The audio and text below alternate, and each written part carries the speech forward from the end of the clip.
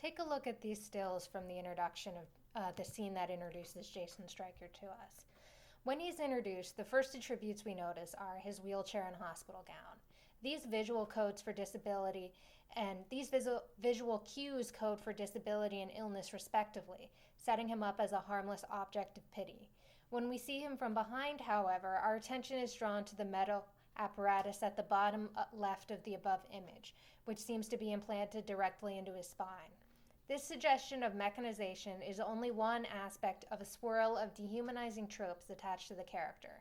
That he is less than human because he is operated by machinery is the most surface level assumption. Below that is the authorially sanctioned subtext that, according at least to Stryker, he is less than human because he is a mutant. But hidden behind these two readings is the use of the visibly disabled body as grotesque imagery, meant to distance the also disabled Charles Xavier as well as the viewer from Jason Stryker. Though the character of Charles Xavier is disabled, we are reassured by our outside knowledge of the able-bodiedness of Patrick Stewart, making Xavier's disability a temporary semblance, while the violently visible nature of Jason Stryker's disability is inescapable and profoundly othering. Underlying both the surface level and moralistic readings of the scene is the use of disability as a visual strategy that undermines or nullifies the humanity of those it affects. Why, then, is disability a humanizing factor for Xavier and a dehumanizing factor for Jason Stryker? I believe the answer lies in the mitigating factors, or lack thereof. Jason Stryker's disability is not marked just by the abstract, sanitized signifier of the wheelchair, but visible through prominently displayed markers of the disruption of the integrity of the human body. The manner in which he is represented does not allow us to forget the violence that was the genesis of his disabled state.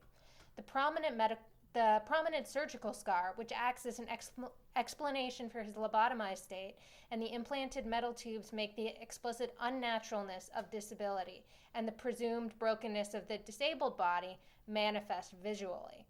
In contrast, Charles Xavier is well dressed. Where Jason wears a hospital gown, another marker of injury or illness, Xavier's clothes are clean and professional and has no visible injuries. He requires no special medical equipment to breathe. He's taller and is upright and engaged, while Jason slouches forward, in a pose reminiscent of patients in persistent vegetative states, filling the room with the rasping sound of his ventilator. Xavier's disability is mitigated by his otherwise normal presentation, as well as his prodigious intellect and telepathic abilities. Because of these mitigating factors, we see him as a sympathetic character in spite of his disability. Because of the way that Jason Stryker's disability is presented, we do not register him as a sympathetic character or even as an object of pity. He is abject, cast out of the category of human for the comfort of his father and the viewer alike, for the sin of disrupting the paradigm of the abled body.